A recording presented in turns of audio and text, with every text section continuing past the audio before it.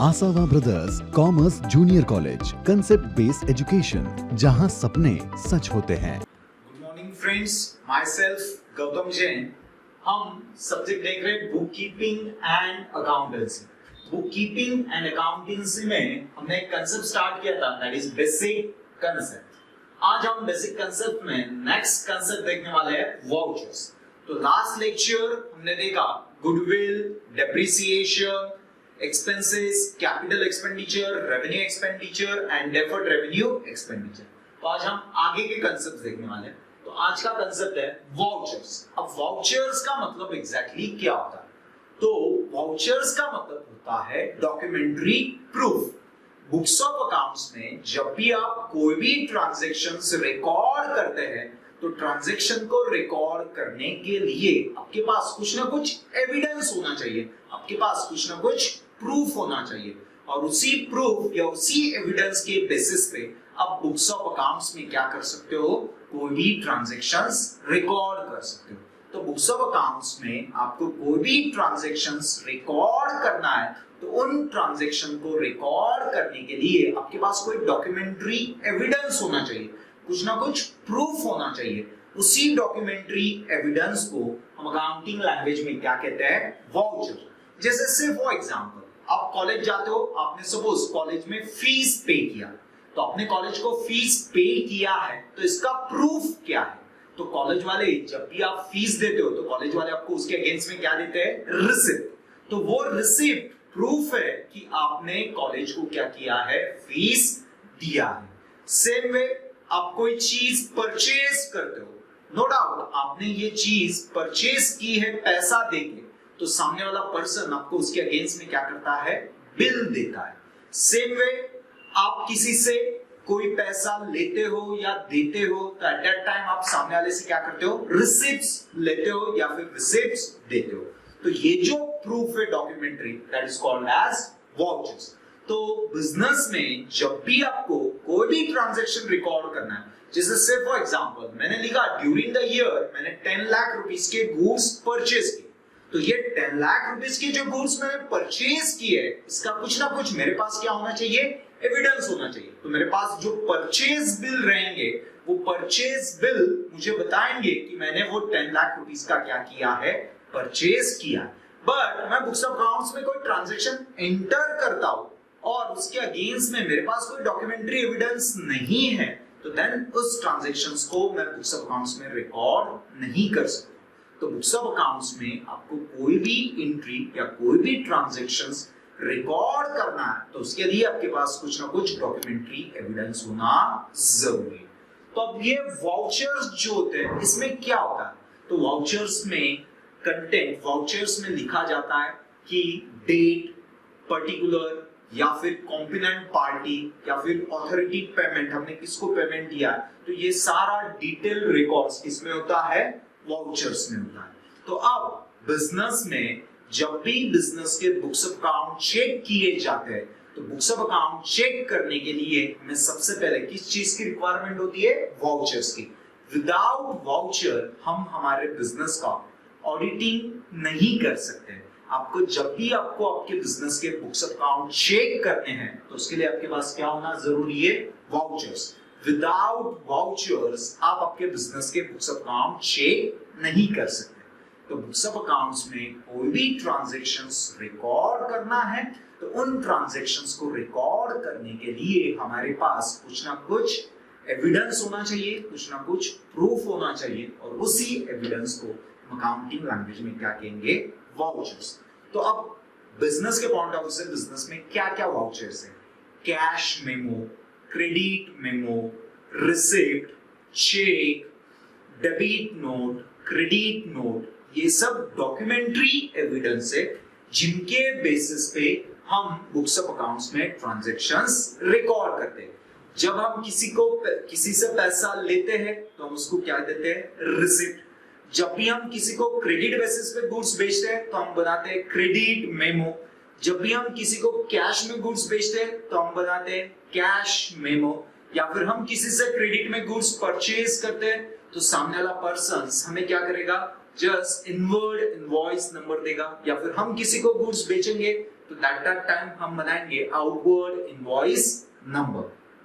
तो source of documents को हम क्या कह सकते हैं, वाउचर्स। और बिजनेस में काफी सारे वाउचर्स होते हैं जो आपको नेक्स्ट टॉपिक्स में दिख के आएगा। नेक्स्ट टॉपिक में आपको उनके प्रोफार्मास एंड वो सारे वाउचर्स आपको आपकी बुक्स में दिए हैं। वाउचर का मीनिंग सबको क्लियर है।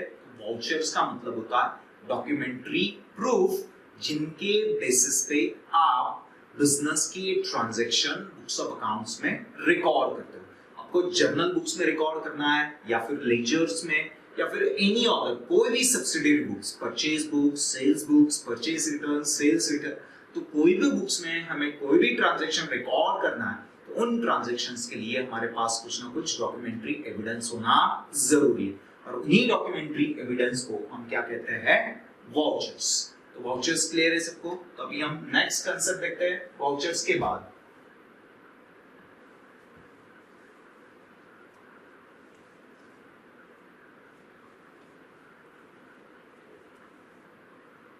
Revenue, REVENUE, revenue. अब रेवेन्यू का मतलब क्या? तो इन जनरल रेवेन्यू का मतलब होता है इनकम। तो बिजनेस के पॉइंट ऑफ व्यू से रेवेन्यू का मतलब होता है सोर्सेस ऑफ इनकम। आपके बिजनेस में जिन जिन सोर्सेस से पैसा आता है उन सारे सोर्सेस को आप क्या कह सकते हो, रेवेन्यूज। जैसे से फॉर एग्जांपल मेरे पास पैसा कैसे आएगा? तो मेरे पास पैसा आने का रीजन है कि मैं जॉब करता हूं, तो जॉब के अगेंस्ट में मुझे क्या मिलती है, सैलरी। तो वो सैलरी मेरे लिए मेरा क्या है, source of revenue. Same way मेरे पास कुछ पैसे है, वो पैसे मैंने एफडी किए, तो उस एफडी के अगेंस्ट में मुझे क्या मिलता है, इंटरेस्ट। तो वो इंटरेस्ट मेरे लिए मेरा क्या है, वन टाइप ऑफ रेवेन्यू। या फिर मेरी कोई जगह है जो मैंने रेंट बेस पे दी है और उस जगह के अगेंस्ट में मुझे क्या मिलता है, रेंट रिसीव होता है, तो वो मेरे लिए मेरा क्या है, रेवेन्यू। तो रेवेन्यू का मतलब होता है सोर्सेस ऑफ इनकम। आपके बिजनेस में जिन जिन वे से पैसा आएगा उन सारे वेज को हम अकाउंटिंग लैंग्वेज में क्या कह सकते हैं, रेवेन्यूज। अब बिजनेस में पैसे आने के कौन से रीजंस हैं? तो मेनली पहला रीजन होता है सेल। अब आपके बिजनेस में कुछ ना कुछ गुड्स क्या करते हो, सेल आउट करते हो। तो गुड्स को सेल आउट करके जो पैसा आता है वो आपके लिए आपका क्या है, वन टाइप ऑफ रेवेन्यू। तो सेल ये मेजर फैक्टर है जिससे आपके बिजनेस में ज्यादा से ज्यादा क्या करता है, पैसा आता है। तो जिन जिन सोर्सेस से आपके बिजनेस में पैसा आएगा उन सोर्सेस को हम क्या कहेंगे, रेवेन्यूज। तो बिजनेस में मेन सोर्स ऑफ रेवेन्यू है sale. In addition to sale आपके बिजनेस को कमीशन रिसीव हो सकता है, रेंट रिसीव हो सकता है, इंटरेस्ट रिसीव हो सकता है, कमीशन रिसीव हो सकता है या रॉयल्टी रिसीव हो सकती है। तो ये भी बिजनेस के वन टाइप ऑफ क्या है, सोर्स ऑफ इनकम है। तो जिन जिन वे से आपके बिजनेस में पैसा आएगा उन सारे वेज को हम अकाउंटिंग लैंग्वेज में क्या कहेंगे, रेवेन्यूज। तो बिजनेस में पैसे आने के रीजंस क्या क्या है? जैसे सबसे पहले मैंने आपको बताया सेल से भी आपके बिजनेस में काफी सारा पैसा आता है। या फिर आपको रेंट, कमीशन या फिर इंटरेस्ट रिसीव्ड होता है। तो इन सब से भी आपके बिजनेस में पैसा आता है। तो ये सारे सोर्सेस ऑफ इनकम को आप क्या कह सकते हो, रेवेन्यूज। तो रेवेन्यू का मीनिंग सबको क्लियर है। तो रेवेन्यू का मीनिंग है सोर्सेस ऑफ इनकम। जिन जिन वे से आपके बिजनेस में पैसा आएगा उन सारे वेज को हम अकाउंटिंग लैंग्वेज में क्या कह सकते हैं, रेवेन्यूज। क्लियर है सबको, रेवेन्यू।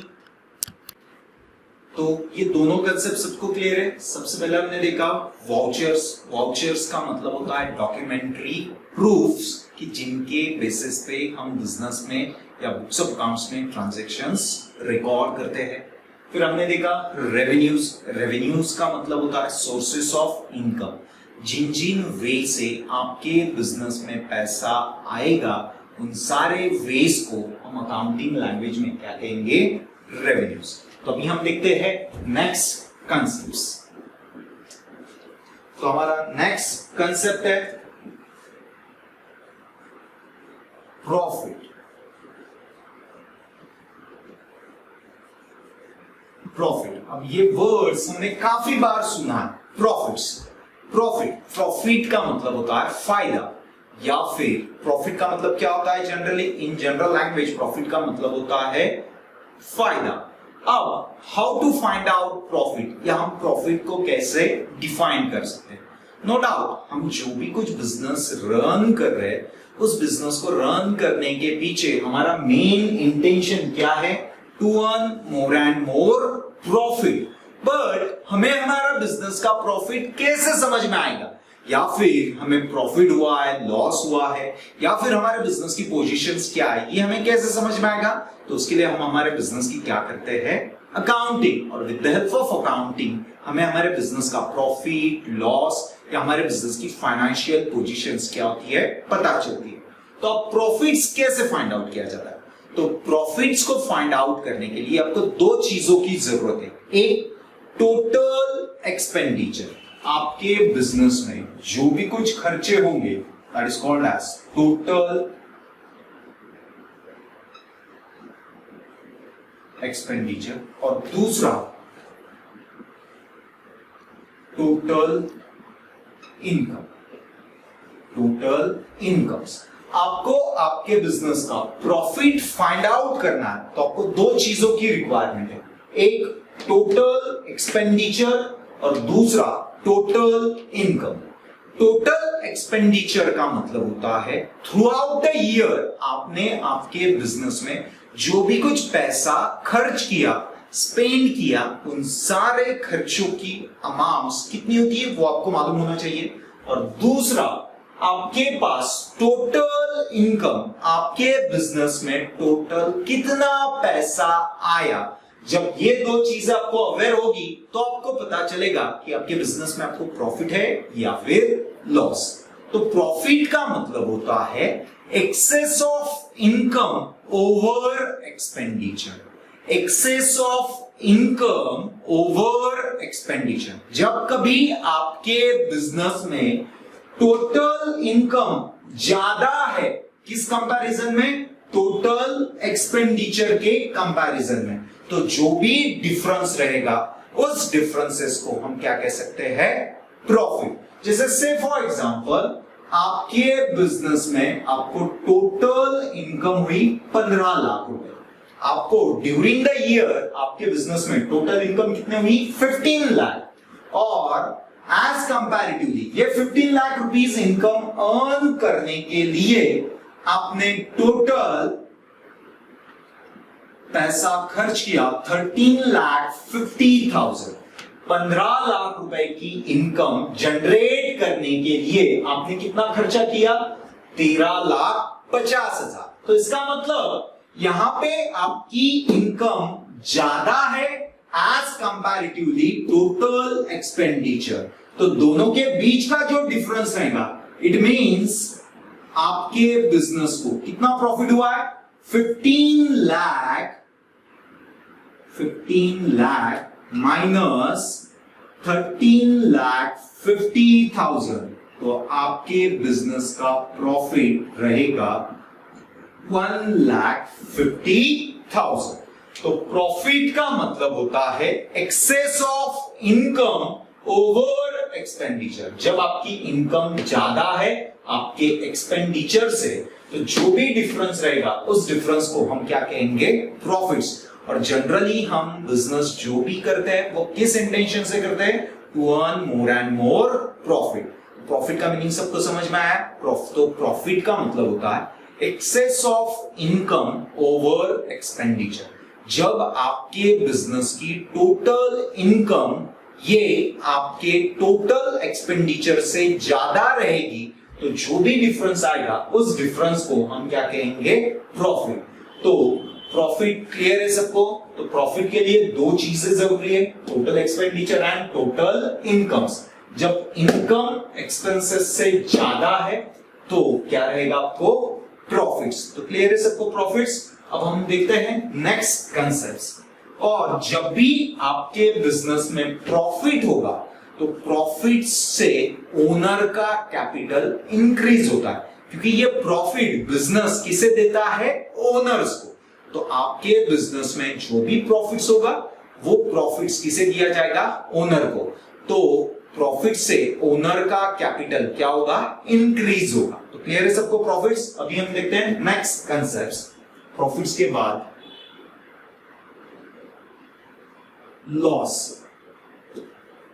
नेक्स्ट कंसेप्ट है हमारा लॉस, LOSS, लॉस। अब लॉस का मतलब क्या होता है? तो लॉस का मतलब होता है excess of expenditure over income. जब आपका एक्सपेंडिचर ज्यादा है एज कंपैरेटिवली इनकम, तो आपको क्या होगा? लॉस। तो लॉस का मतलब होता है excess of income over expenditure, excess of expenditure over income. जब आपके एक्सपेंडिचर ज्यादा है और आपकी इनकम कम है, तो जो भी डिफरेंस आएगा उस डिफरेंस को हम क्या कहेंगे? लॉस। जैसे फॉर एग्जांपल हम समझ के लेते हैं लॉस को। सपोज से फॉर एग्जांपल आपके बिजनेस में टोटल एक्सपेंडिचर है, आपके बिजनेस में through out the year total expenditure हुए 20 लाख रुपए का। आपका खर्चा कितने का हुआ? 20 लाख रुपए का। और उस 20 लाख रुपए के खर्चे में आपने इनकम अर्न की 19,70,000। 19,70,000 रुपीज अर्न करने के लिए आपने कितना पैसा टोटल स्पेंड किया? 20 लाख। तो यहां पे आपके एक्सपेंडिचर ज्यादा है और आपकी इनकम क्या है? कम है। तो जब एक्सपेंडिचर ज्यादा रहेंगे और इनकम कम रहेगी, तो दोनों के बीच का जो डिफरेंस रहेगा that is called as loss. तो यहां पे देयरफॉर आपके बिजनेस का loss is equal to 20 lakh minus 19,70,000, 19,70,000। तो इट मीन्स आपके बिजनेस को कितना लॉस हुआ है? 30,000, 30,000 रुपए का आपको क्या हुआ है? लॉस हुआ। तो सिंपल है, प्रॉफिट या फिर लॉस। तो लॉस का मतलब होता है excess of expenditure over income. खर्चे ज्यादा है और इनकम कम है, तो आपको क्या होगा? लॉस। और इसका वाइस वर्सा, इनकम ज्यादा है और एक्सपेंडिचर कम है, तो आपको क्या होगा? प्रॉफिट्स। तो सबको क्लियर है? Profit and loss. एक्सपेंडिचर ज्यादा है और इनकम कम है, तो क्या होगा? लॉस। इनकम ज्यादा है और एक्सपेंडिचर कम है, तो क्या होगा? प्रॉफिट्स। तो जनरली हमारे बिजनेस में आइदर हमें प्रॉफिट हो सकता है या फिर हमें क्या हो सकता है? लॉस। तो क्लियर है सबको लॉस? तो चले आगे नेक्स्ट कंसेप्ट से हमारा गेन्स। अब ये कंसेप्ट इंपॉर्टेंट है। It is similar to profits and gains similar. दोनों जनरली हम कहते हैं profits and gains, but basically दोनों में कुछ ना कुछ क्या है? डिफरेंस है। तो अभी हम देखते हैं गेन्स का मतलब क्या होता है? गेन्स भी is a part of profit, but exact gain किसे बोला जाता है वो हम समझ के लेते हैं। अब गेन्स का मतलब होता है ऐसा प्रॉफिट जो आपको कभी तो भी हैपन होता है, या जो प्रॉफिट आपको रेगुलर बेसिस पे अर्न नहीं होता है, तो उस प्रॉफिट्स को हम क्या कह सकते हैं? गेन्स। तो गेन्स ये आपके बिजनेस के लिए इंसिडेंटल है, मतलब ये गेन आपको आपके बिजनेस में बार बार नहीं हो सकता। जो प्रॉफिट आपको कभी तो भी हैपन हो सकता है, ऐसे प्रॉफिट्स को हम क्या कह सकते हैं? गेन्स। जैसे फॉर एग्जांपल देखो, आपने क्या किया? एक लॉटरी निकाली और उस लॉटरी, सपोज आपको उस लॉटरी में 5 लाख रुपए मिल जाते हैं। तो अब ये 5 लाख रुपए की लॉटरी लगना ये आपका प्रॉफिट नहीं है, ये आपके लिए आपका क्या है? गेन है। बिकॉज ऑफ हर दिन आपको लॉटरी लगेगी क्या? नहीं। तो गेन का मतलब होता है ऐसा प्रॉफिट जो आपको कभी तो भी हैपन होता है, और जो रेगुलर बेसिस पे आपको हैपन होता है प्रॉफिट्स, उसे हम क्या कहते हैं? Only profits.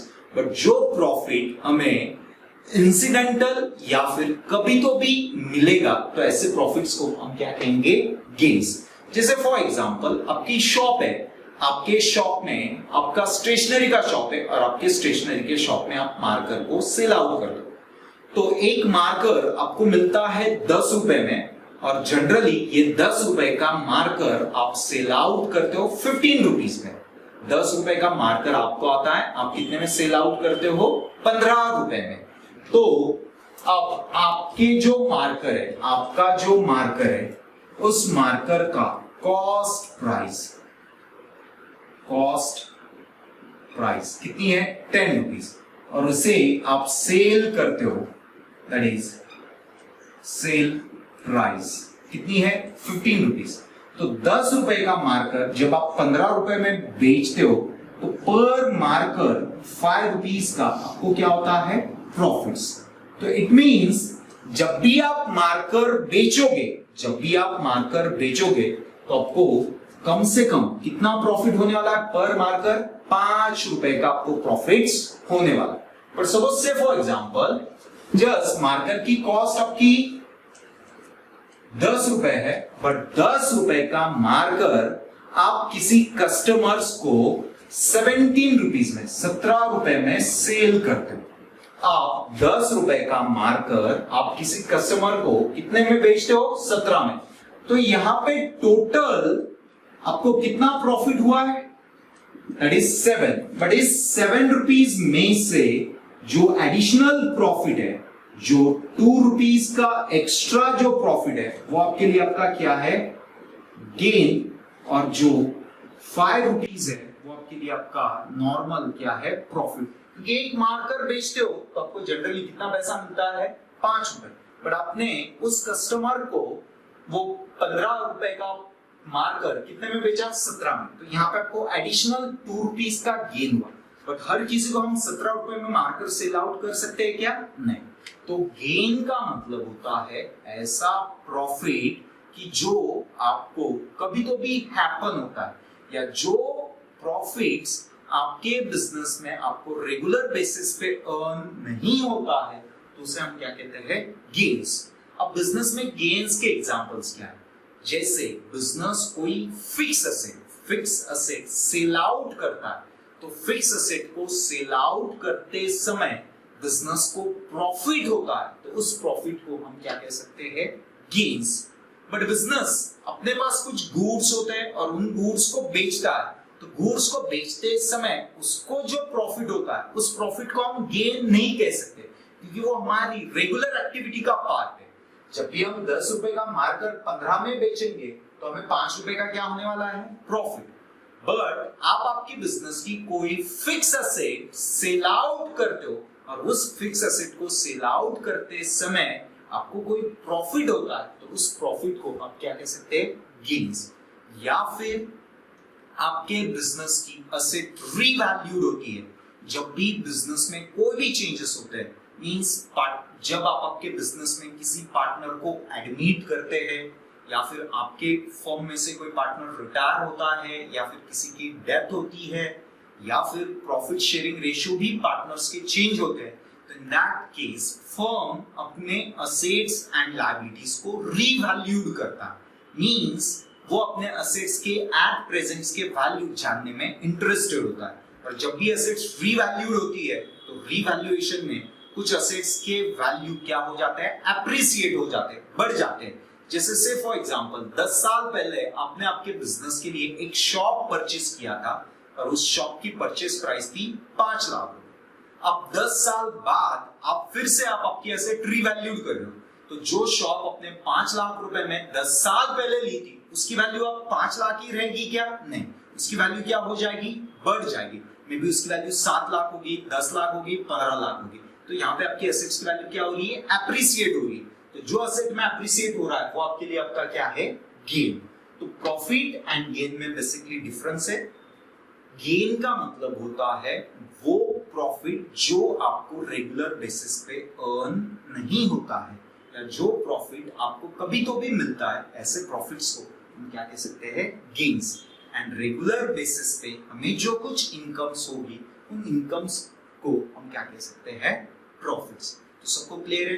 तो प्रॉफिट्स, लॉस, गेन्स। तो सबसे पहले हमने देखा वाउचर्स। वाउचर्स का मतलब होता है सोर्स ऑफ डॉक्यूमेंट्स, जिसके बेसिस पे हम बिजनेस में या फिर बिजनेस के बुक्स ऑफ अकाउंट्स में ट्रांजैक्शंस को रिकॉर्ड करते हैं। नेक्स्ट देखा रेवेन्यू। रेवेन्यू का मतलब होता है सोर्सेस ऑफ इनकम, जिन जिन वे से आपके बिजनेस में पैसा आएगा, उन वेज को हम क्या कहेंगे, रेवेन्यूज। नेक्स्ट देखा प्रॉफिट। जब आपकी टोटल इनकम ज्यादा है एज कंपैरेटिवली एक्सपेंसेस, तो जो भी डिफरेंस है that is called as profit. Loss, जब आपकी एक्सपेंडिचर ज्यादा है, इनकम कम है, तो उसे हम क्या कहेंगे, लॉस। देन हमने देखा गेन्स। गेन्स का मतलब क्या होता है, इंसिडेंटल प्रॉफिट्स, जो प्रॉफिट आपके बिजनेस को रेगुलर बेसिस पे अर्न नहीं होता है, या जो प्रॉफिट हमें कभी तो भी अर्न होता है, तो ऐसे प्रॉफिट्स को हम क्या कहते हैं, गेन्स। जैसे फिक्स एसेट्स को बेचते समय हमें कोई प्रॉफिट हुआ तो वो हमारे लिए हमारा गेन है, या फिर हमें लॉटरी लग गई तो वो हमारे लिए हमारा क्या है, गेन है, या फिर हमारे एसेट्स की वैल्यू एप्रिसिएट होती है तो वो हमारे लिए हमारा क्या है, गेन है। तो आज हम यहीं पे एंड करेंगे। तो सबको सभी कंसेप्ट समझ में आ गए हैं। Thank you.